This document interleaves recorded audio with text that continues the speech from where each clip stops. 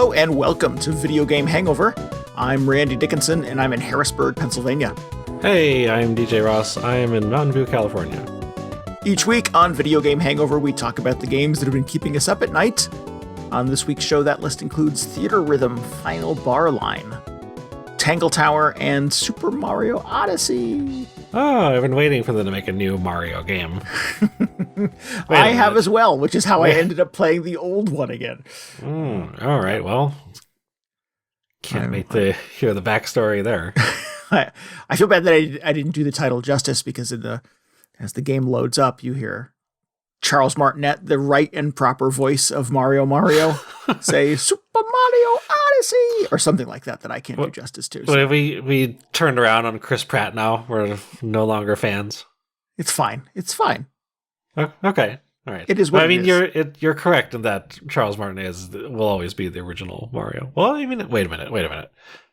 The true voice of Mario. I don't know if he's the original Mario. Yeah, I can't support that either. I'm not sure if that's accurate, but with apologies to fans of Lou Albano.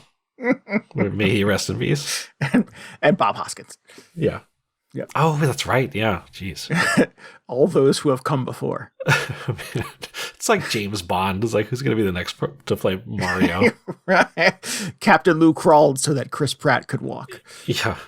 Idris Elba would be my pick for the next one. Next Mario. I'd support that. Let's do it. I'm down. I just want to see the internet melt down the day that happens. It's a really gruff, like British Mario would be excellent. And he snaps Waluigi's neck. Oh, jeez. Okay. Yeah, that's definitely sort of the Daniel Craig gritty Mario reboot. Right. It's just like, oh, Mario's so violent now. What happened? Nobody asked for. Oh man. Yeah. So Super Mario Odyssey, the way that this sort of came to like find its way back onto my Switch playlist is I was traveling last week and a half, and I wanted to get a game with me that would be kind of light entertainment. And I was itching for like a good like 3D platformer in the vein of Super Mario Odyssey or Ratchet and Clank. In an incredibly narrow vein of Super Mario Odyssey. Yeah, something kind of like wide open areas, lots of exploration, maybe some fun secrets, but like not like a Super Meat Boy level of like platforming challenge, just something that was like achievable, something I could play on an airplane, brief sessions in the Uber between, different things, et cetera, et cetera. And you so yeah, play games in the Uber? I do occasionly. Yeah. I don't like talking to the Uber guy. Sure. I mean, that's fine. So I try to be busy or have headphones in. Apologies if that makes me a mean person, but like, listen, I know you're very proud of your city, but I don't want to hear it for the next 40 minutes. Yeah. So I went through I did some exploration. I asked the internet what's sort of the equivalent of a Ratchet and Clank game for the Switch that I could take on vacation with me. And Super Mario Odyssey continued to be the number one answer. Some other recommendations included the new Sonic Frontiers, and I was like, oh, I never played a Sonic game before. Let me check out the demo. Did not care for it at all. Oh, now I want to hear about that. There's a demo for Sonic Frontiers. It wasn't great. Your impressions are try the demo for yourself. I guess that's fair. I tried the demo, so I didn't spend $50 on a Sonic game. Okay. It looks real weird though. That's the one that looks like it's almost in the near universe or something. It's like, what are all these robots or whatever? Yeah, they were like these weird, pointy, like sci-fi Doctor Who style robots, and it was all very serious. Like it was, it didn't have a sense of like, and maybe not everything should be compared to Mario, but it clearly was not sort of coming from the Mario camp. It was trying to be like hardcore, edgy Sonic, and I just not sure what they were doing tonally, and it was this very like. Breath of the Wild looking world with odd sci-fi elements kind of plugged into it. Kind of like Breath of the Wild, I guess, sort of has to, but it ran like shit on the Switch. It's the demo, so hopefully the real game works better, but like you start the demo in the rain in a big open world setting, and it just runs like peanut butter. It just is not an effective showcase for what Sonic Frontiers is trying to do. And I was like, well, this is not a great first impression of a Sonic game for me. That is not how you want Sonic to run. He is not known for running like peanut butter. Yeah. It's you get the only way that you can do the proper like Sonic levels, like the race course running ring collecting things, is you get to terminals in the game and Sonic logs onto the internet and somehow like projects his consciousness into these race courses where he runs in circles and collects rings. And I don't understand what's happening in this. He just loads up a Sega Genesis emulator and plays Sonic 2 or something. So you like run around in the real world for a little while and collect artifacts and cogs to power up a machine that allows you to get online. And when you get online, then you can play Sonic. All right. Well, maybe I should check out the demo just because this sounds baffling. Yeah, it's very unusual. I played the demo. You can play for 15 minutes before it kicks you out, which is not a very long demo. So I was trying to do as much as I possibly could in 15 minutes. So I played it like 3 times, thinking, okay, now that I have a better sense of like how some of the controls work and where I should be going, what I should be looking for, what I'm trying to collect so I can play the proper Sonic levels. I continued to get a little bit more out of it each playthrough, and none of it was more fun than the last time. So, I don't think I'm a Sonic person. Well, at least you know that now. Yeah. So other recommendations sort of came out of this. There, are a ton of Mario games on the Switch now that you can play. I've played most of them at some point or another. I'm surprised you didn't go with that the 3D Mario collection that came out. Yeah, I had thought of that. I have that as well. I'm not sure why I didn't go to that, because that has Mario Galaxy in it, which I've never played to completion. It has Mario Sunshine in it, which I've never played to completion. I should have played a game I hadn't played before. Well, I mean, there's a lot in Super Mario Odyssey. True. Not sure where you left off with that one. Other indie recommendations like the new Super Lucky's Tale, and what was the other one? The ukulele games, which I've played some of and kind of enjoyed.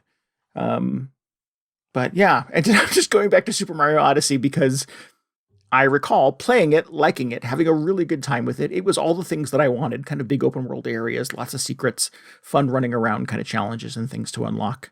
And there's a point in that game where you feel like you've done everything, and then there's more stuff. Mm-hmm. I don't know if it's what the rules are for spoiling a 6-year-old video game, but I won't do it if anybody's listening. Okay. But when the credits roll in that game, it's not the entire game. There's more game. A lot more, in fact. So I stopped at that point. I did not do the extra stuff the first time I played it. So rather than just sort of picking up from that point and using my 6-year-old game save, I just played the whole damn thing from the beginning again. Wow. I mean, that's a lot. I was assuming that, like, how many moons are there in that? Like 1,000 moons? You probably didn't get all 1,000 when you originally played it. No, certainly not. I don't remember how many I got, but yeah, maybe you were just going back to clean up the remaining moons. But wow, starting completely from scratch is impressive. Thank you. I live to impress you. Go good. So now you have 1,000 moons. Is where you're going with this? I have a lot of moons. I'm not sure what the total tally is, but I have played the entire game up to credits and then started doing the other stuff. Mm-hmm. And it's a lot of moons. And I have done all kinds of weird little tricks and combos that I didn't learn the first time. Yeah. It's been 6 years since the first time I played it, and I keep wandering into stuff going, I don't think I saw this last time. I don't think I did this last time. So I continue to find stuff in Super Mario Odyssey that I didn't even know existed, and I have no memory of having played previously. So it's a monster of a game. It might be the best Mario game. I think. Is that a hot take? I'm not sure if that's a hot take. It's probably my favorite Mario game.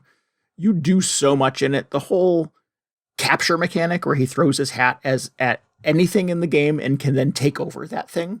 It's pretty good. It's creepy, but it's creepy. Good / creepy.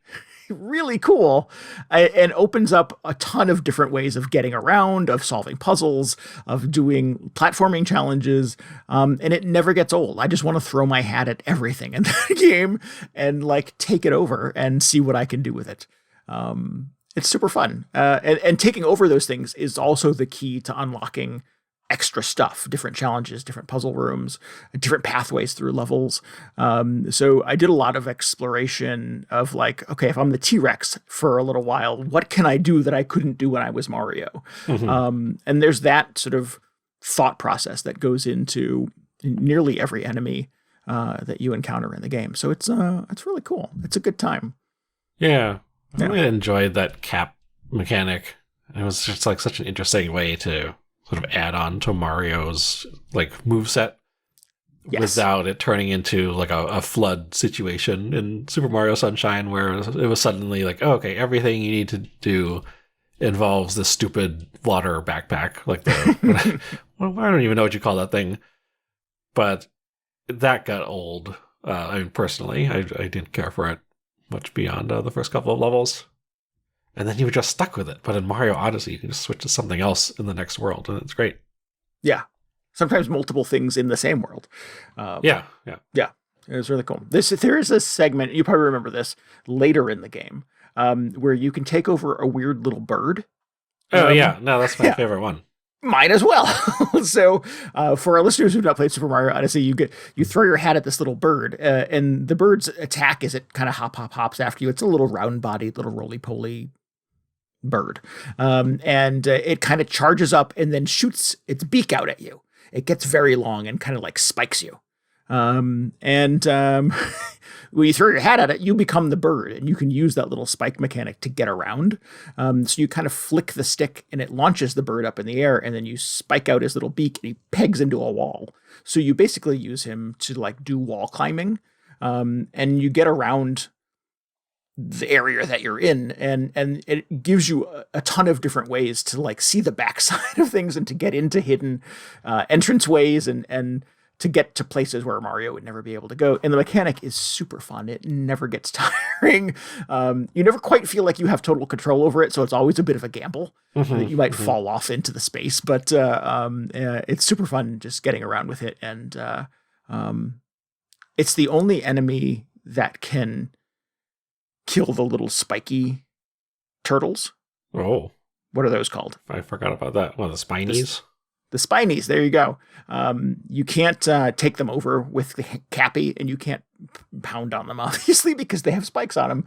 But you can, as the little bird, spike your little beak into them, and they pop and disappear and turn into coins. So that's very satisfying as well. Because otherwise, as Mario, as soft, fleshy Mario, you just have to avoid those guys. Yeah. The Goomba shoe. Never got tired of playing around with the little spiky bird. He was a ton of fun. And and every little character that you encounter has some fun little mechanic that you can do extra stuff with that Mario couldn't otherwise get away with. And I love that everything that you take over becomes a slightly Mario'd version of that thing. So the I don't know about bird, that. Well, the little bird has a little Mario mustache and the hat on. Yeah, I mean, it's helpful so you can identify that is the thing that's that the Mario one you're taking is over. Yeah. like inhabiting. Yeah. But it led to this weird situation where there was, I don't know if you've checked out the Nintendo Switch, like the avatar thing where you can make your custom avatar or profile avatars or whatever. Yes. Yeah. There's a bunch of Animal Crossing ones. So yeah, I've checked that. Yeah, well, they did sets of sort of avatars for Super Mario Odyssey, and I was like, oh, this is cool. I'm gonna get me one of those, like, I'll get a Boo avatar because into that. But they just had like the Mario-ified versions of all of these characters, so it's like, so you had to pick like your favorite character, but it would also just have a Mario mustache on it. Like, oh, it's not exactly what I wanted. No. I think that's exactly what I want. Yeah. Oh, okay. Well, going for a different segment, I guess. Yeah. No, I got to check that out. But yeah, everything about Super Mario Odyssey is a blast. It is a delight to play. It is challenging without ever being, well, no, it is occasionally frustrating. That's a lot. I was going to say, some of the post-credit stuff is pretty hard. Yeah, there are a couple like alternate pathways that you can get. There's doors hidden in every level that have a gold hat on them.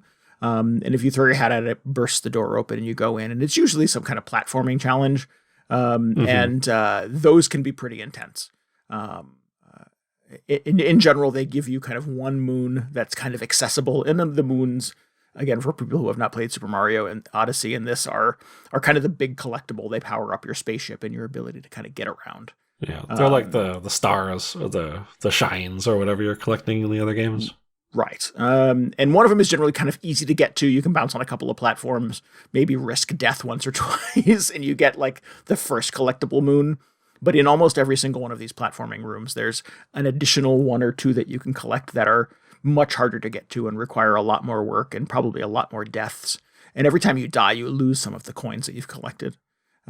So there's this like push-pull between, well, I'm running out of money and I need money to buy new costumes and hats. Oh yeah. Yeah. For the important so stuff.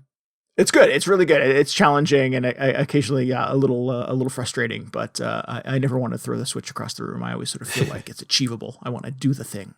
And it's been long enough now that a lot of it feels fresh.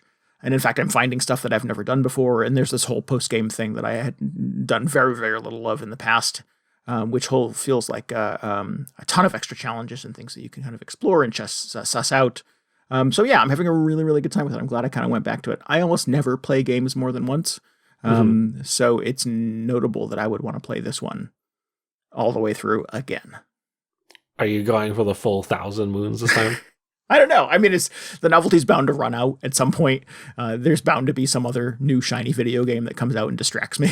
But I think I can safely say that thing is not going to be Sonic Frontiers. So we'll see. We'll see what else comes along that makes me want to play it. Nice. Have you already passed wherever you were in your previous playthrough?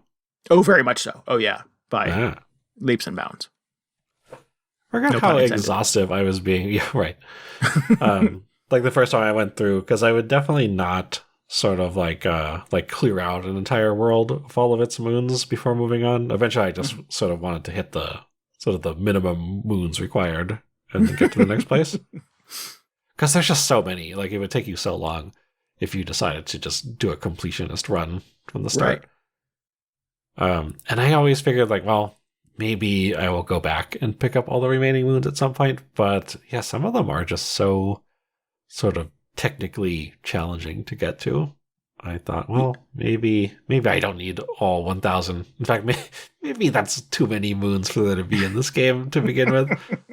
But it felt like it was a decent number where you would like run into new moons pretty regularly. Yeah. Yeah, I mean, initially you're just stumbling over moons; they're everywhere. Yeah, it was like the what were the Korok seeds in Breath of the Wild. Oh, right. Where I was like, okay, I absolutely do not feel compelled to collect all 1,000 of these things, but there are enough of them that I will run into them fairly often and feel good about it. Yeah, yeah. I never felt compelled in Breath of the Wild to like find a map on the internet to track down where all the Korok seeds were, because it just seemed like such an insurmountable challenge. Yeah. I have found, though, that I've gone back to the levels that I've already completed in Super Mario Odyssey, and there's a map function in the game where it shows you a slot where a moon could have been if you had found it. Each moon has a name sort of describing its location. So there's a list in the game that brings up like 1 to 100 for that level. And every time you find one, it sort of writes the name on the list. So you can see all the empty ones. You can see that, I didn't catch moon 5 or 27 or 58. And that's when the obsession kicks in. And I'm like, well, I've got to find moon number 58 because I can't, the list is not complete if I don't have it. So I have found that there are a couple that are just really difficult platforming challenges that I'm just like, well, maybe I'll just move on. Maybe I don't need to have 100% of the moons. Maybe 58 is better if I don't catch it. So yeah, I have gone back through and started using the little collectathon list in the game, trying to get, if not all of them, as close as possible. Mm-hmm. But again, I may run out of steam on that at some point. Yeah, it's a lot of moons. It is. A lot of moons.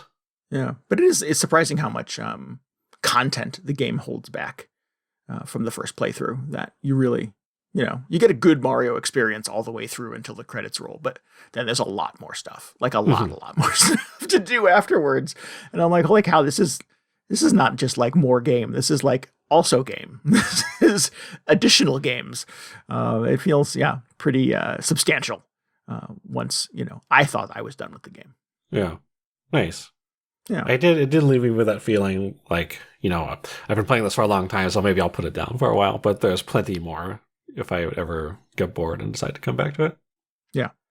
I really liked, Nintendo did a similar thing with Super Mario 3D Land on the 3DS. Which is also one of my favorite Mario games, that when you play through that entire thing, you get to credits. The final act of that sees you sort of rescuing Luigi in that game, which is fun. And then you play an entire new game after credits as Luigi. And I'm like, oh, it's like a whole extra game. It's like, so yeah, I dig that Nintendo is, not content to just sort of wrap things up neatly with a bow, that they're going to pack as much video game into their video game as possible. Yeah. Yeah, they have a pretty good track record with that, especially with those Mario games. Yeah. I mean, I would like there to be a Super Mario Odyssey 2. It's a little weird that we are not aware of a new one coming to coincide with their theme park and big movie coming out in the same year. Well, they've been spending, got the Mario teams occupied with the theme park. Don't have time to make a video game. Is that the same people? Is that the same? Oh, sure. It's just one-to-one experience. You make a Mario game, you can build a theme park, I'm sure. Sure. Put down I have no idea. Yeah. I don't either, but and I suspect COVID probably has some influence over when these things happen and when they come out. But it'd be nice if there was a Super Mario Odyssey 2 at some point. So there's some inkling of what's next for the new Switch whenever that comes out. Yeah. I imagine it won't be on the current Switch, whatever they have next for Mario. That would make sense. You've got to hold some stuff back for the new console, right? Yeah. Mario VR. It's funny, in the credits, in the pause screen in Super Mario Odyssey, you have the option to sort of play in co-op, which I've never done. Although the internet says one of you gets to be the Cappy. You get to be the hat. And then there's an option in the pause screen as well to play in VR. And I'm like, oh, remember when that was a thing? Oh, yeah. No, I did that. With your Labo. Yeah. I think it was one of the few games that actually... the whole Labo set worked with those goggles, but I think Mario and Zelda also did. It was kind of fun for an hour or so. Oh, I forgot they put that into Zelda as well. That's right. Yeah. Cool. So yeah, big surprise of the year 2023, Super Mario Odyssey is quite good. Yeah, still good. Still what good. A relief. Yeah. Sometimes you see old things, old movies you used to love, old records that were important to you in high school, and you're like, it doesn't really hold up. Yeah. Super Mario Odyssey 6 years later holds up. I feel like the Mario games hold up pretty well. I watched an entire stream, like somebody played through Super Mario Bros. 3 recently, which I haven't played in forever. And, it's a little dated at this point, but for the most part, I was like, seems like it still would be pretty fun. It's like a pretty solid Mario game. I kind of got into my head like, oh, maybe I should go back and play Mario 3. It's been a long time. Yeah. But, anything other than Super Mario Sunshine, I feel like is it's a safe bet with Mario. I want to play Sunshine just because it's so reviled. I think you should. You should play it for an hour or however long you can tolerate it. And certainly some parts still kind of work. Other parts are like, was this even... Like, did people enjoy this when it came out? Is it just a matter of it hasn't aged well, or was it just poorly designed to begin with? Just a lot of interesting questions it raises. Man, how does Nintendo make a flop out of a Mario game? That's I don't know. You've got to really be trying.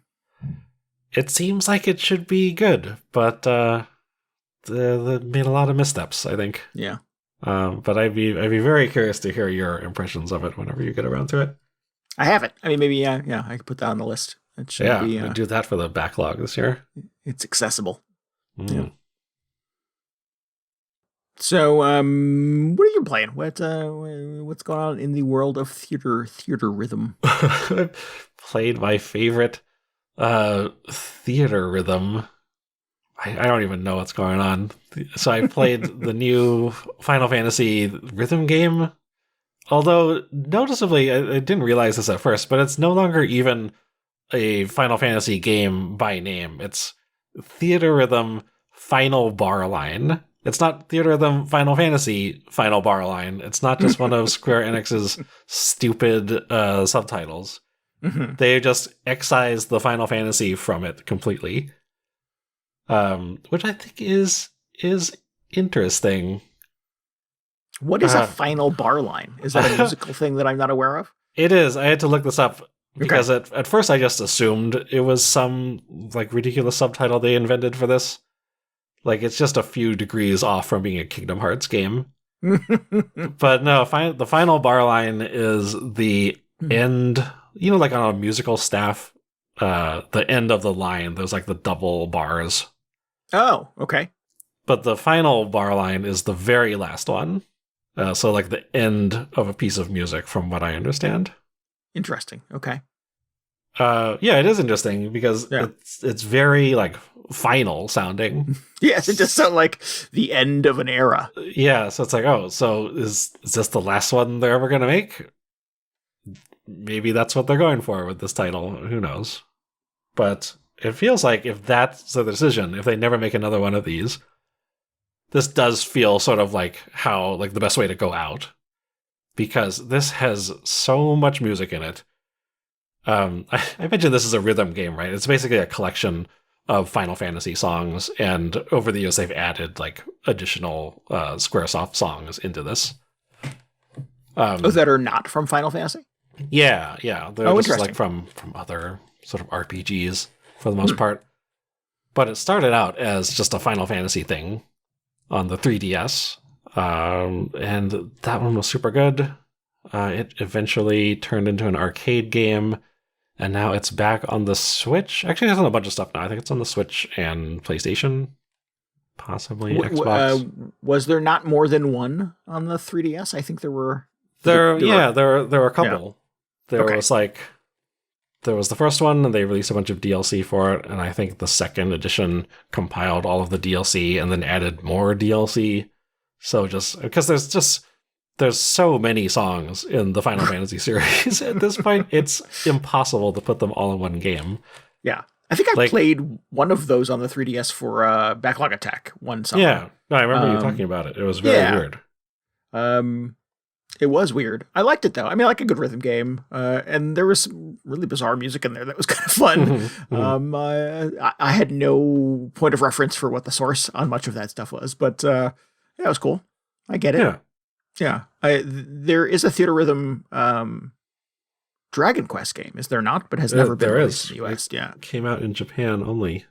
I think that would probably be a little more appealing to me, but it has not made its way to the land of North America yet.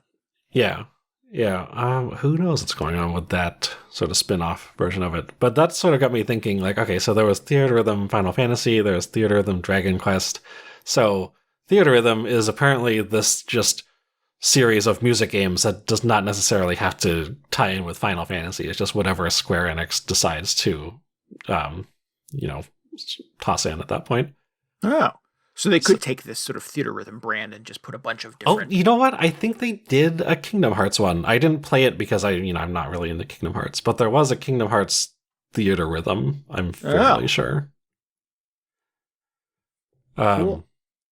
Fairly confident about that. But anyway, so it's very interesting to me that this one no longer says Final Fantasy on the label, but it retains that Theatrhythm sort of branding and all the characters. It's still 90% Final Fantasy characters, and they all look how they did in the previous Theatrhythm games. It really feels like it should just say Final Fantasy on it, but whatever, that was their choice. So if you've played any of these previous ones, it's a very familiar experience basically, you have these tracks running from left to right on the screen, and then there'll be like notes traveling on the tracks from the left side of the screen, and you just have to push buttons or swipe the analog sticks or sometimes hold down the button in time with the music. So fairly standard sort of music game setup. Although the sort of journey it's taken to get to this point, I think is interesting. I think it's actually, it started out on the 3DS, which used the touchscreen for everything. And then, like I mentioned, there was this arcade version, which had kind of a special control scheme, which was basically, it didn't have a touchscreen anymore, but it had two, not really controllers for your left and right hands, but it had this knob that you could push in any direction. Then I think just a button for each hand. And with this version, they added the capability to have multiple notes, I believe. So, like, since you weren't just tapping with your stylus on a touchscreen and you had these an input for each hand, you could do multiple notes at once. You could do slides in different directions. And, it was just kind of an alternate take on it. And now it's back on the Switch. And despite the fact that the Switch has a touchscreen, it's on platforms that do not have a touchscreen. So they didn't go back to touch controls. It is just this weird sort of adaptation of the arcade controls where you still have the dual note capabilities. So it plays much more like the arcade version. But it also just feels like it wasn't really designed to be played on a standard gamepad. So I've been having difficulty figuring out just how I'm supposed to, like which buttons I'm supposed to press or be prepared to press on the controller to deal with some of these songs. Because it's this weird combination of sometimes you need to push two buttons at once, sometimes you need to push them in rapid succession, sometimes you need to hold two buttons down at once and then very quickly swipe both analog sticks in a direction. It's very puzzling. But at no point are you supposed to be touching the screen. You don't touch the screen ever. I mean, I imagine you don't touch it. I haven't tried it in sort of handheld mode. I've been playing it all in in docked mode. Because you just couldn't do this at all on the PS4, right? Because there's no touchscreen. I don't think they use that controller or touchpad for any of this. Right. So I think as a rhythm game, it's a little questionable. Like, it's probably not my first pick for a sort of rhythm game format. In fact, for a lot of rhythm games, all I really want to be doing is pushing buttons. Whenever they introduce something that's like, oh, for this part, you need to just flick the analog stick or spin this thing around or like pull on this thing, like anything that's not just pushing a button, I'm not into it. Right. Like, it just feels like an interruption from what I want to be doing. Well, and I've played enough of these, I think, to have a sense that it never quite registers the way that the game thinks it should. So inevitably, the part where you're flicking or pulling a thing that you wouldn't otherwise be touching doesn't quite register accurately, and that's the part where I screw up. Yeah, I mean, there's something about pushing a button. It's just like it's such a digital sort of input. You're either pushing it or you're not pushing it. Right, it is or is not. Yeah, exactly. Like, my biggest issue, I'm still playing that Hatsune Miku game a lot on mobile, and 99% of the mistakes I make in that game are when you have to slide a note, or you have to do a little swipe, and I'm just like, oh, it doesn't read it all the time. It's kind of frustrating. But anyway, so you have this, in Theatrhythm, you have this weird control scheme, which is like kind of just this bastardized version of the original 3DS touch controls that made its way to the arcade and then got translated back onto console. So that's just kind of a weird situation. And then also, because it's using all this existing music, like this enormous catalog of music, some of which is quite old and kind of like primitive at this point. Some of the songs just feel kind of weird to play. Like I was playing, what did I do this afternoon? The Chocobo theme. You know, the Chocobo song. Everybody knows that one. Sure. The very first time it appeared in the series, it's only like 15 seconds long before it loops. In fact, it's probably much shorter than that.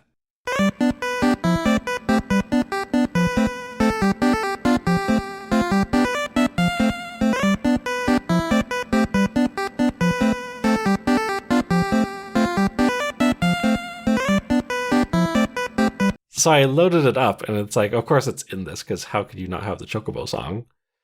And it was just like 10 or 15 seconds looped 5 or 6 times until it filled out sort of that typical length of a music game track.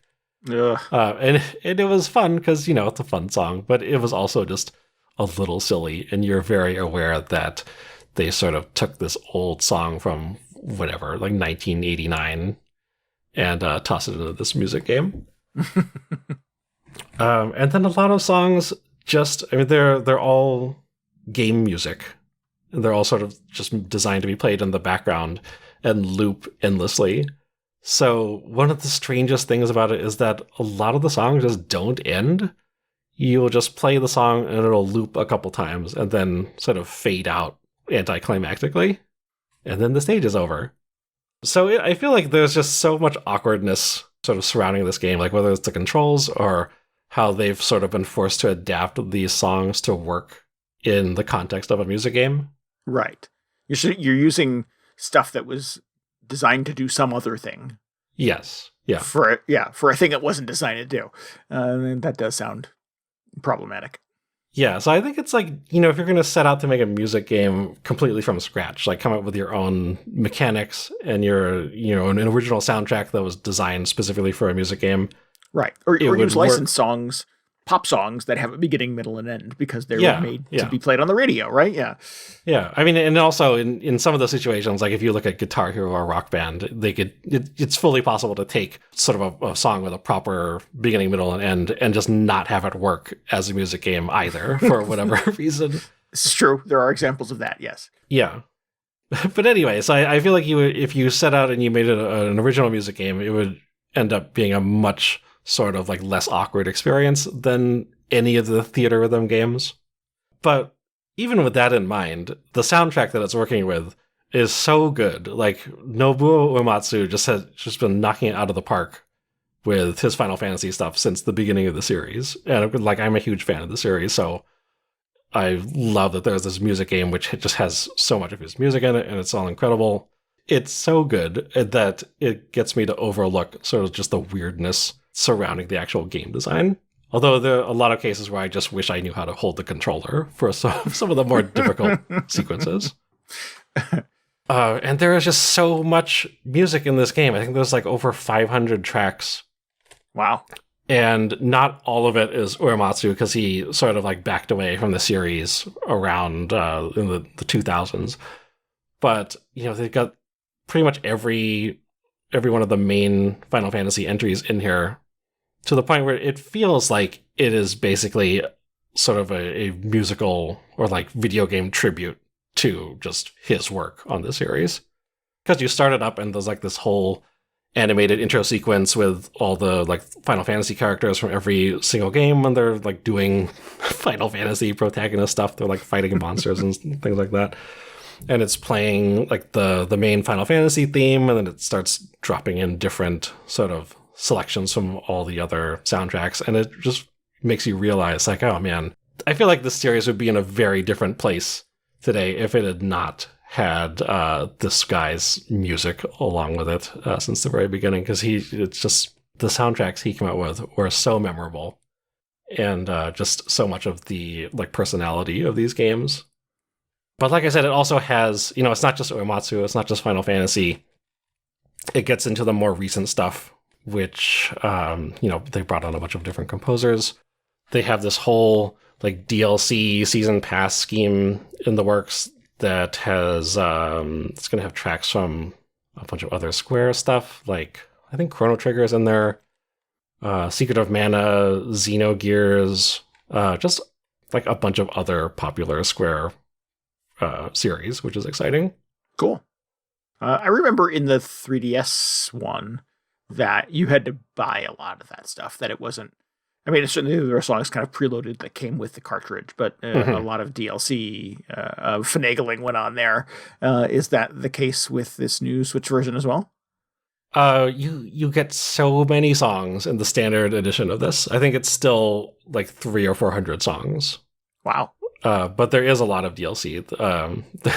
In fact, it was very confusing just trying to buy this to begin with, because there's 3 editions There's like the standard edition, which I think there's so much in there. You can't go wrong with it.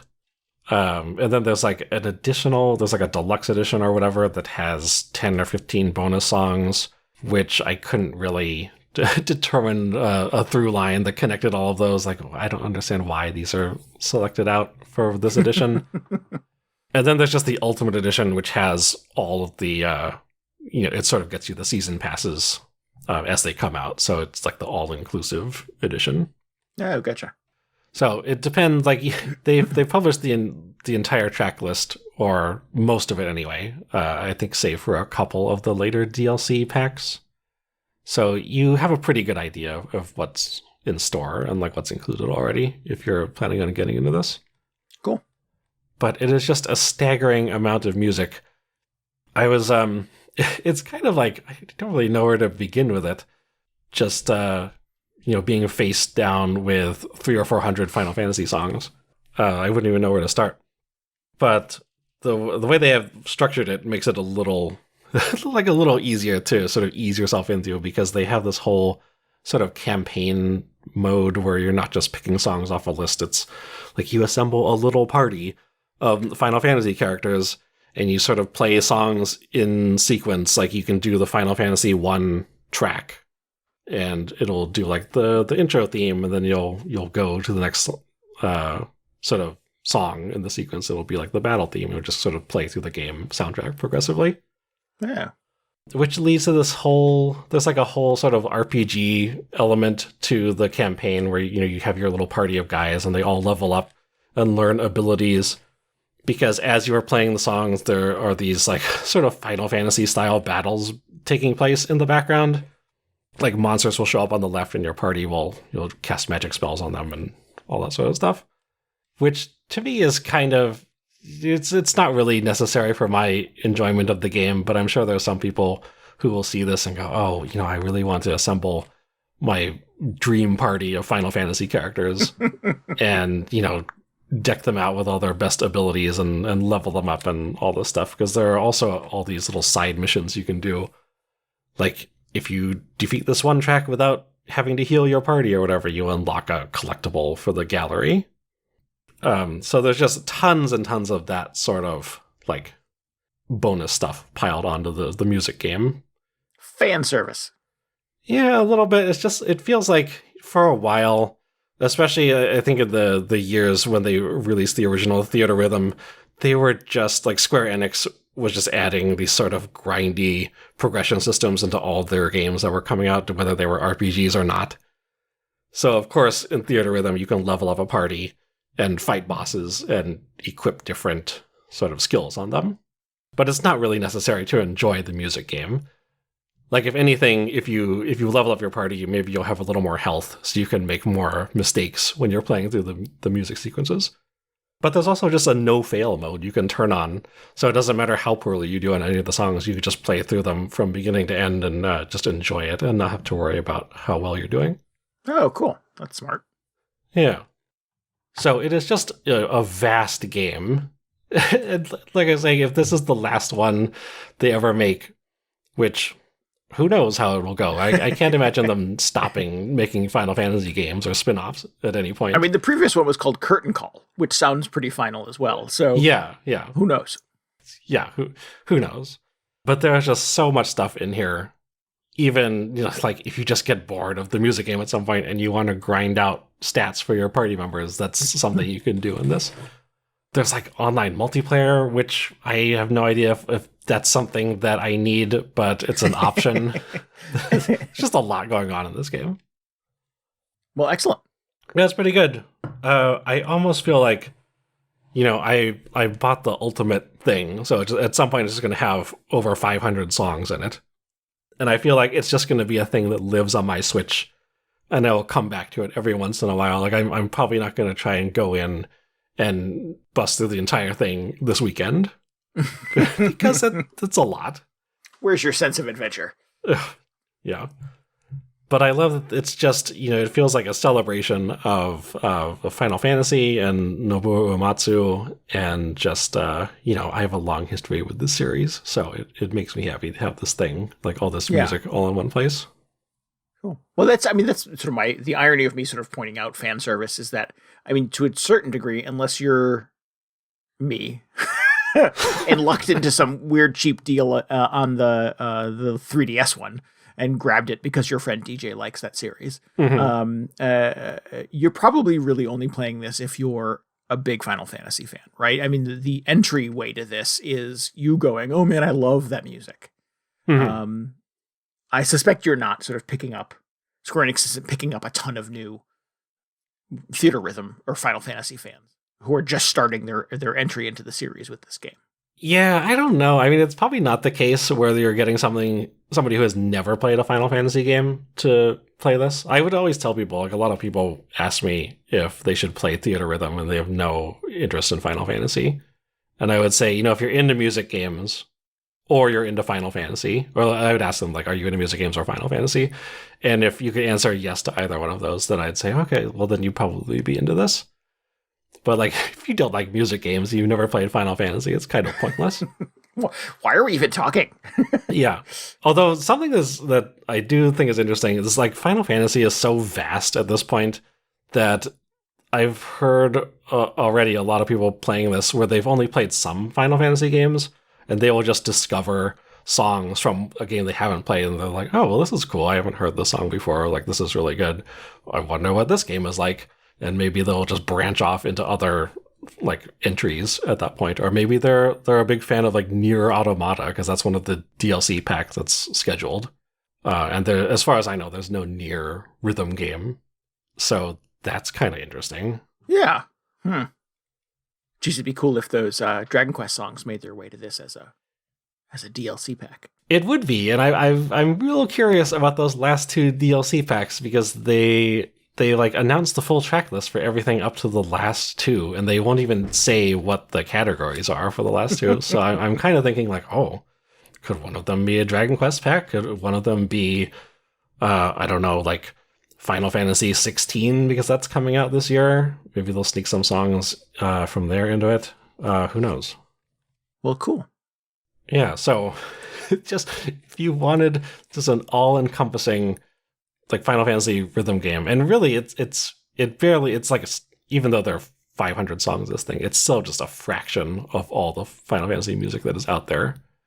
But it is a pretty robust collection of songs, and there's a lot of really good ones in there. This is definitely a good time if you're into music games. Nice. Well, good. I wasn't sure when they showed the trailer for this at some Nintendo event a little while back. I was like, just how much more Final Fantasy music could there possibly be? How does it require this many video games? Oh, there's so much. Like I think exactly, you could easily make an entire Theatrhythm based on like individual entries in the series. There's just so many songs on these soundtracks. Don't give them any ideas, DJ. I know. I mean, it's kind of ridiculous saying like, oh, 500 songs, that's not enough. But I was going through some of these track lists and thinking like, oh man, there's just so much more they could have added. Like Final Fantasy XIV alone has 6 or 7 soundtrack albums out at this point. It has the Guinness record actually for the largest number of original songs composed for a video game. And I think there are maybe like 10 or 15 songs from 14 on here. So I was like, well, that seems like a missed opportunity. Yeah. And God knows I would play a 14 specific Theatrhythm, but maybe there's still an opportunity for that later on. You got to hold some stuff back. Yeah, I'm sure there's a roadmap to future Theatrhythm games that are. Yeah, you got to wait for the final bar line plus alpha or whatever. Right. Well, fun. So tell me about Tangle Tower. Yeah, the last game I want to talk about is Tangle Bar Tower. Line. Final Bar. Tangle Tower Odyssey Final Bar Line. This was a random pickup. I have a vague memory of playing a demo of this at a PAX East many years ago. And it went on sale in the Switch eShop not too long ago. And I went, I think I played some of this game and liked it. The price was low enough that I felt like I could take a shot at it. It's a point-and-click adventure game where you're a detective trying to solve a mystery. The trailer seemed to have echoes of a Professor Layton kind of vibe to it, and I've been very excited since they teased the new Professor Layton game at the most recent Nintendo event. And I'm like, oh, let's try this thing. I haven't played a point and click murder mystery adventure type game in a long time. Let's give this a go. And I think this is a very good one. Tangle Tower is a lot of fun. It's much to my surprise upon Googling this developer and this game. It is the third entry in a series of video games. It's the third Tangle Tower? It's the third. Well, the detective in the game is Detective Grimoire. Oh. And it is his third video game where he solves a mystery in a point and click adventure. And you did immediately just go back and start with Detective Grimoire 1? I'm like, no, I was already 3/4 of the way through Tangle Tower and enjoying it. I wonder if they're going to make another one of these, because this lends itself really well to like a good series. Imagine my surprise that I was currently playing the next one. I was playing the third one, in fact.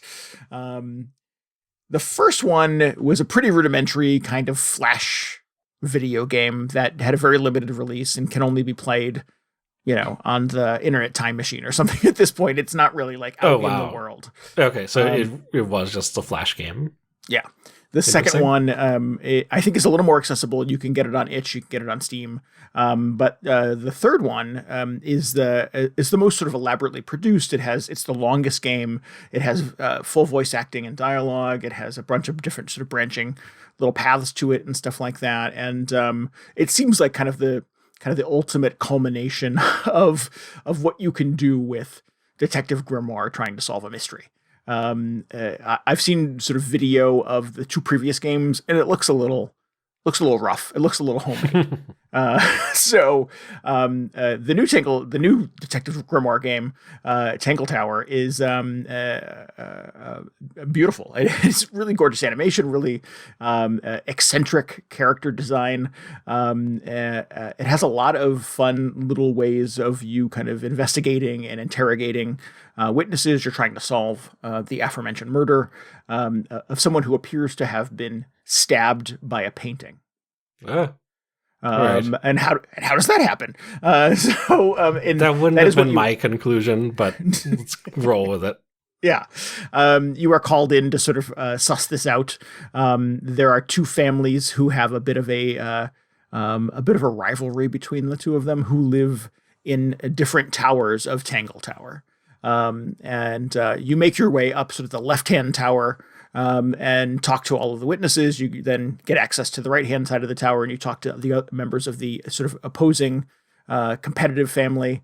You learn of all of these sort of like internal machinations and overlaps and secret romances and things like that between these two rival families. Eventually sort of create an entire sort of map filled in with little icons and people you can talk to and clues you've collected and the things that you would expect you would do in a point and click adventure game. This one has a lot of really kind of funny and snappy dialogue. Detective Grimoire has an assistant named Sally, who's much smarter than Detective Grimoire is, and it seems to do a lot of the work in solving the murder mystery. I think is a good sort of foil for you as the player, and that Detective Grimoire is a bit of an eccentric, a bit of a dreamer, and Sally kind of keeps him grounded and is a bit of a no nonsense. Doesn't tolerate a lot of craziness from the people that you're interviewing, who are all very eccentric, very rich people, who probably have not heard no a lot in their lives. Wait, so is Detective Grimoire, like, is he like a good detective? Is he a smart guy, or does it all come down to his assistant? It does seem to have a bit of a Holmes and Watson kind of vibe to it, where I think, as I know enough about Sherlock Holmes to know that Watson probably did a lot of the heavy lifting, and that Holmes was high a lot, right? Wasn't that his thing? Yes, yeah. but I mean, like, ultimately, Holmes was the guy solving stuff. Yeah, I think, like, at the end of the game, it's pretty clear that Detective Grimoire gets the credit for solving the mystery, but as the player, you're well aware that Sally has done more than her fair share of work. Oh, okay. Yeah. Maybe I should have phrased it this way. Is he bumbling? I don't know. He's pretty kind of like mild manner, but he's a bit of an eccentric too. So if you put him in a room with these eccentric characters that he's interrogating, you get the vibe that he's sort of among his people. And there's a lot of riffing between the two of them. And the voice actors really own these characters. It is one of the few kind of point and click adventure games that I would recommend, that I've played anyways, turning up the volume and really sort of enjoying the amount of production and work that has gone into casting these roles. They're not done by celebrities or anything like that. It's just really good voiceover actors. So would recommend that. It has a great soundtrack as well. I would recommend checking that out and listening to the little interstitial tunes while you're trying to solve murder mysteries and collect clues. Each sort of room of the tower has its own little theme, and there's recurring themes that pop up on each side of the family and stuff like that. It's cool. A lot of work has gone into sort of that piece of the game as well.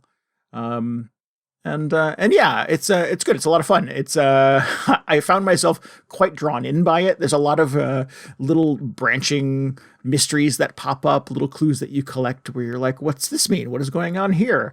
And I kept sort of coming back to those things and trying to sort of find out, little satisfying kind of mini mysteries. In each room of each tower, you would find something locked behind a puzzle that you would have to solve, and here's where it sort of turns into Professor Layton, and you'd have to do kind of a matchy puzzle or something involving some light math or some logic puzzles and stuff like that, where it would then unlock a safe or a diary or something where you could find some little additional hints and clues that would then allow you to go talk to whoever's room that was and ask them more pointed questions. The way that it handles you making sort of accusations and moving the plot forward, I thought was kind of clever. It gives you kind of rotating menus of all the clues that you've collected, and you basically have to frame a sentence. You have to, basically you're playing Clue, that you have to sort of identify like who done it, where they done it, and what the murder weapon was in a lot of ways. But you do it with sort of rotating wheels of things you've collected, little bits of knowledge that you've gleaned. And some of them are like big leaps, big jumps that you can make as well. So you basically are picking things off of menus and trying to complete a sentence where you're, asking a question or leading the witness or making an accusation. It's smart in that it doesn't really ever let you sort of fail. You don't like get a game over or anything like that. But you do put your foot in your mouth, which leads to Sally calling you out and the person you're interrogating then completely shutting down and doesn't want to talk to you for a little while or things like that. So it's fun. It allows you to sort of indulge your curiosity and make wild guesses sometimes without completely burning the game and completely, making you reset and go back to a previous save or anything like that, which unfortunately that's always good. Yeah, games like Professor Layton and Phoenix Wright, the Ace Attorney games, sometimes kind of, got in their own way by making them a little too video gamey. Yeah. How are the actual puzzles in this? Because my impression of Professor Layton is like there are a lot of sort of trick questions in the puzzles, or at least the later games felt that way, to the point where I was just not satisfied solving puzzles anymore. I think I'm with you on that. I think I had a similar experience with some of the later Layton games too. Good, they're satisfying. Like I said, a lot of it is you assembling puzzle pieces, or there's fun little things where you have graphics that have to overlap in some unique way, or you're trying to cast a shadow that unlocks a thing by moving a light and an object to create a shadow that falls in a specific way that spells a word, et cetera, et cetera. So there's some physics puzzles, some logic puzzles, some, like I said, light math occasionally, but nothing that ever requires a super complex clue system or you collecting, what were the things in Professor Layton? You had to collect little coins that you could then spend on clues. Yeah. And the third clue wasn't really a clue, it was just the solution. Yeah. Like two incredibly unhelpful hints and then the answer. Right. I never felt like that in Tangle Tower. I never felt like I was so stumped that the solution seemed completely out of reach that I just had to like spend a couple of coins to be able to move on to the next thing. It's challenging enough to feel like you're working for some of the solutions. There were a couple little puzzles that I solved where I had a little like, yes, kind of moment where I felt super satisfied that I had done the thing right.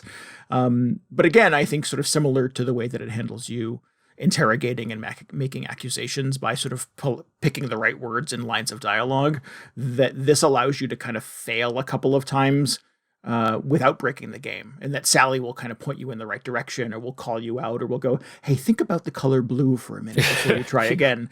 Or something similar like that, right, that makes you go, oh, I get what we're going for here, and kind of, lead you along without clearly pointing out what the answer is. Okay, well, that's good. It sounds like it was designed by people who, enjoy puzzle games. Yes. And don't want to beat you up too badly for, like, maybe not being so great at some of this stuff. Yeah, like, I don't know what the developers on Professor Layton have been thinking, but, like, when they announced that new one, I just thought, oh, man, I want to like these so much because the characters are so fun and the scenarios are just absurd, but they're just not enjoyable to play as like a puzzle game, which is so frustrating. I agree with that sentiment exactly. The Professor Layton games, I think in the later versions, the puzzles became too weird and too archaic and too like unsolvable in a lot of ways. Like a good puzzle game, to a certain degree, you should be able to sort of see the pieces and not really rely on like a long list of directions on how you're supposed to solve it. And you can kind of intuit your way through it. And it should give you tools, this is my preference here, to be able to kind of like explore and try some stuff without a fail state, without having to reset or go back to a previous save. And I think Professor Layton kind of lost its way in some of the later editions, and it became a little too punishing and a little too obtuse. And Tangle Tower never felt that way. In fact, everything in this, the length of the game, I think probably 5 or 6 hours, the dialogue, the interactions that you have with the characters, everything feels breezy. Everything feels like it was polished to the nth degree, to make sure that there's nothing unnecessary, nothing extemporaneous, nothing that feels like it's too punishing or what's the word I'm looking for? Punishing for making you think a wrong answer. You're going to have like 10 suspects by the first hour of this game. And if you start making accusations at that point, it still doesn't fail you out and make you start over. They tolerate a lot from you, I think, as a player. And that's smart, right? I mean, if you want to see credits roll in a video game, the developers hopefully should give you the tools to be able to do the thing. And Tangle Tower very much sort of does that. So, I really like sort of the polish, I think, that sort of went into assembling this thing and making it feel pretty consumable, and to make the characters and to make the mystery itself kind of engaging enough to kind of keep you going through it and wanting to see how it ends. So I had a good time with it. I really liked it a lot. That said, the finale feels a little abrupt. I was like, where the hell did that come from? I had that moment. And then there were a couple of things that were clear sort of like red herrings that got no resolution once credits rolled. And I was sort of like, well, I need I have unanswered questions. Who can I talk to about that? Isn't that the whole point of a red herring? Yes. Maybe they weren't red herrings. Maybe there's a deliberate like explanation for that thing. And I just didn't ask the right question or talk to the right person at the right point in time. So I wanted to be able to sort of go back and like indulge some of my curiosities about some of the things that I had maybe missed or didn't get all of the clues to do. But the game isn't built that way. It's sort of like credits roll and then you're done. you take the answer you get. There's this is sort of solution to the whole thing, and that's about it. So I'm not sure what happened at the end of production here. And I know video games are not sort of made linearly. So I'm not sure what happened in the crafting of the finale of Tangle Tower, but it felt a little like a quick exit was made. Oh, interesting. So it's not just the like how the story itself wrapped up. It's something about the whole game felt rushed.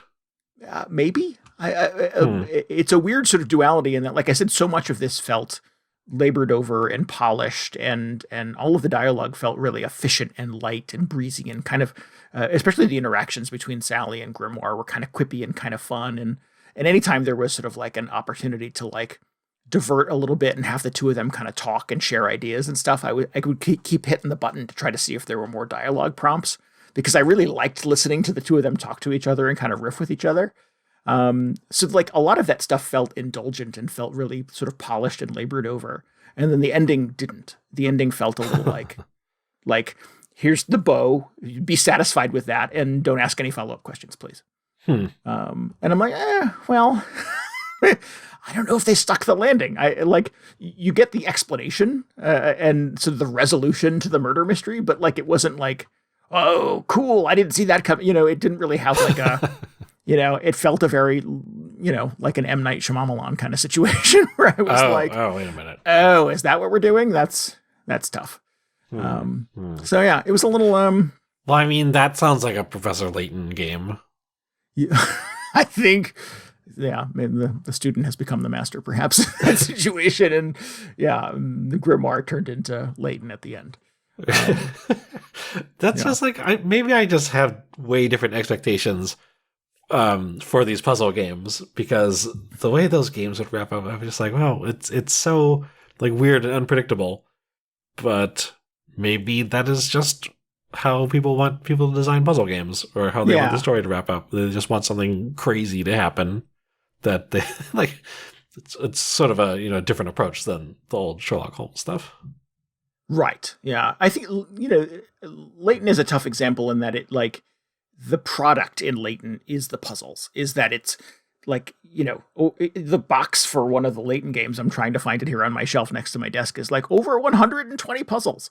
Yeah. And I'm like, okay, so you're just going for like quantity in that situation. Is we're going to pack as many like weird, obtuse puzzles into this Layton, and you're going to have the overall mystery. You're going to have the sort of the globe-trotting professor and his assistant trying to go around the world and ask people questions. But each time somebody asks somebody a question, they're going to go, okay, I'll help you, but you've got to solve this puzzle first. And it's usually you sort of arranging matchsticks, or, trying to get the levels and cups of water to line up correctly, or something stupid like that. In Tangle Tower, there are occasionally little puzzles you solve to sort of unlock additional things, but the product is you interviewing, interrogating, collecting clues. So it is very much more of a sort of traditional Escape to Monkey Island kind of point and click adventure game. Oh, interesting. Right. Than about just like being a puzzle machine. So, I would say, Tangle Tower is not going for over 110 puzzles. There's probably like 6 or 7 really good ones in here. So like a puzzle an hour. That's not too bad, right? That's pretty good. Oh, well, that's very different than the Professor Layton approach. And Layton is just sort of like puzzle. And Tangle Tower is more about kind of the overarching mystery, the eccentric characters, and you trying to piece together all the clues. But I think sort of the eccentricity of the main characters, the banter and relationship between the two of them, all of the people that you're interrogating in these two families are kind of wacky, and there's a lady who has a bird on her head all the time. Just, very sort of like kind of weird and eccentric and funny. So it feels a little bit like a Knives Out kind of movie where you've got like all of these funny people kind of brought together around a dead body. So it's good. I really like it. My sort of comments and thoughts about the way that it sort of ends and wraps itself up, notwithstanding, I had a really good time with this, and I would encourage folks, if any of this sounds interesting to you, check it out. It's a pretty good game. Yeah, I'm intrigued. I've been kind of looking for something. I mean, I wish I could look forward to that new Professor Layton, but I'm very skeptical about those at this point. But now the way you're describing this is, it sounds almost more like an Ace Attorney, where, it's not necessarily about the puzzles. You're just solving the mystery. And, I have a tumultuous relationship with those games as well, but sure, this sounds like it could be pretty good. Maybe it's time for another challenger in the ring. Yeah, it'd be cool if this turned into a thing. I hope they continue to make Detective Grimoire games. I really like sort of this iteration of it. Even if they went back and sort of like applied kind of this aesthetic and this composer and this structure to, deluxe editions of the previous games that are a little harder to find. That'd be cool. I don't know. Just make more Detective Grimoire stuff. It feels like a fun little universe to explore. Are you considering checking out the previous ones? Like maybe not the first one because that sounds kind of esoteric, but maybe the second one, if it's on itch, you could just load that up. Yeah, definitely. I'm interested. Like I said, I Googled it about 3/4 of the way through this, wondering if they were going to make more of them. And it turns out they're already out there. So yeah, I'm definitely interested. All right. Yeah. It's cool. It's a cool kind of indie developer, SFB Games. And they've they did a ton of Flash games for the early years on the internet. They formed their it's two brothers. They formed their video game production company when they were like 17 and 19 years old, and have been making games of various sizes throughout much of their adult life. They got a cool offer from Nintendo to make snipper clips. Yeah. For the launch of the Switch, which is a pretty cool gig, if you ask me, if you're a video game developer. Yeah. If Nintendo calls, you take that call. I actually read that they were in production on Tangle Tower when Nintendo called, and they paused Tangle Tower. Oh, wow. Yeah. To take the work from Nintendo to make snipper clips. And once that was finished, they put out the DLC for it, wrapped that up with a bow, and then went back to finishing Tangle Tower. So this is a game that was quite a few years in production, but had, a nice payday, presumably, in the middle from Nintendo that they said yes to in the middle. So it's cool. They're an interesting duo of two brothers who love making little movie games together. Yeah, I wonder how that even happens. Like, what was the game that got Nintendo's attention? Was it the previous Detective Grimoire thing? I don't know. It's hard to sort of say in the timeline. I'm just rolling back through the games that they've made on their wiki, and I don't recognize many of the titles, although there is an Adult Swim game in there, and I suspect that was probably their biggest, sort of highest profile, most visible one. Everything else they've done is pretty much sort of self-published. So in terms of visibility, I've got to assume that the one that they made for Adult Swim was probably the one somebody at Nintendo noticed. Yeah, well, I think that's super cool for them. Yeah, absolutely. So this is called Tangle Tower. I played it on the Switch, obviously. It's also on Apple Arcade. So there you go, DJ. Oh. If you've got that handy still. But it has since come out for the PlayStation and for the Xbox as well. So it's out on most things. Nice. Yeah. And that about does it. Wow, that's a lot of, quite a range of games this week. I think we covered all of it, yes. I like that Ghost Trick is coming back. Did you see that? I did see that. Yeah, that was very exciting. Because that was that's another. I don't know if I would call it point and click exactly, but it was kind of a puzzle game. Did not feel super obtuse like Phoenix Wright. Just very satisfying to get through. Yeah, and that is a beautiful game. Like, yeah. It was made for the 3DS. It's almost 10 years old at this point, is it not? 8 years old at least. Probably older than that. I think that was not even 3DS. It was like the previous one. Oh, was it really? Okay. And yeah, just beautiful animation in that, really vivid characters. That itself had a pretty compelling murder mystery, except you were trying to solve your own murder as a ghost. So yeah, and it was a weird one-off. They never made another Ghost Trick game. Yeah. So it's cool that is going to get a second life on the Switch now. Yeah. That was the point in that most recent Nintendo Direct where I went like, oh, cool. Because up to that, there was not a lot that I was super excited about. So yeah, Ghost Trick, they had my attention from that point forward. So I'm just thinking about other sort of adventure games in a similar vein. Yeah. I like a funny adventure game. I like things that have a good sense of humor. So I think if it's I know there's all of those Sherlock Holmes games. I forget who makes them, but it's just like this factory that makes Sherlock Holmes video games that apparently they make money because they keep making new ones. And I'm like, I don't think I need anything quite that dark. I want things a little breezier, a little lighter. I'm curious about the new Monkey Island game. I've not played the previous. But people really like it. It's getting awesome reviews. And that, I think, based on what I've learned of that series, has a pretty wacky and eccentric sense of humor as well. So. Oh, yeah. That's kind of their thing, right? Yeah, definitely. So that's on my wish list. I think if that at some point gets a nice price drop on the Switch, I'll give that a shot. But I guess we should wrap this thing up, right? Yeah, I think that's it for this week. We're going to talk about 400 more songs in Theatrhythm. Any more 3DS or Wii U eShop games you want to throw? Speaking of giant lists of games. I don't think so. Man, okay. I played Theatrhythm. I probably played it for like 4 or 5 hours at this point. And on the main menu, it tells you like your percentage completion, and it's at like 4%. So it's like, okay, I get it. There's a lot here to deal with. Yeah, that percentage completion thing can be intimidating sometimes. Yeah. I had to turn that off on my Kindle because I would start reading books and I would feel like I'd put a lot of time into it. And I'd look down in the bottom corner, it was like 2% done. And I'm like, whoa.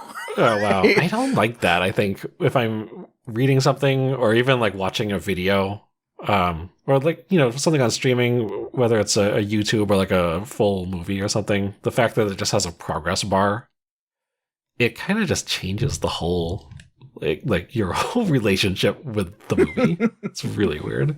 Yeah. I mean, if you're reading a paper book, you always have sort of this reminder of like, well, I have this much of the book left to read. But I don't know. There's something about having that invisible on a Kindle where I'm just sort of like, I'm just going to jump into this book. I don't need to know how many pages it is or how many hours of my life. Because there's also that meter at the bottom of the Kindle. I don't know if you have a Kindle that tells you sort of like, about 12 more hours of reading left. And I'm like, nope, turn all that off. I don't know any of this. Weird. Yeah. I would just rather consume the book. Thank you. Anyways, if you need any more video game hangover in your brain, you should follow us on Twitter at twitter.com/VGHangover. And you can always get show notes and links and tell us what you thought about this episode at VGHangover.com. There's a really cool interview with the brothers that made Snipper Clips, who went on to make Tangle Tower, from right before the Switch came out in 2017, talking about their sort of theory on games and how they got the gig from Nintendo and all of what went into making Snipper Clips that they did for Nintendo Life. I'll put a link to that in the show notes if you're interested in checking that out as well. Nice. You should join us on Discord. You can hang out with us, chat about video games. We've been very collector heavy lately. We've been a lot of folks in our community have been out at like game shows and buying hard to find video games. And we've been talking quite a bit about that kind of stuff. If that is interesting to you, go to VGHangover.com and get a link to our Discord and jump into the chat. Yeah. Please. What? Oh, that's Do you have a hard to find video game that you'd like to sell right now? Oh, I tend not to collect that sort of stuff. Please subscribe, rate, and review us on Apple Podcasts, Google Podcasts, anywhere else you can get a podcast, and help us out by telling your friends about the show. Yeah, help us get the word out. It's one of probably the most common way people learn about the show, just word of mouth, like you said. So that would be great. Yeah. Speaking of word of mouth, we want to give thanks again to Carl Brueggemann for our intro and outro music this week. If you like what you heard, you can go to carlbmusic.bandcamp.com and pick up some more of his stuff. That would be great. Yeah. That's Carl with a K. Carl with a K, yeah. Not spelled out. It's just Carl B, not Carl with a K, bmusic.bandcamp.com. Oh, now I'm super confused. Yeah, just go to VGHangover.com. The link is there. It's very easy. Yeah. We'll be back next week. Until then, this is Randy Dickinson. This is DJ Ross. Thanks for listening to Video Game Hangover. Goodbye. Good night. See ya.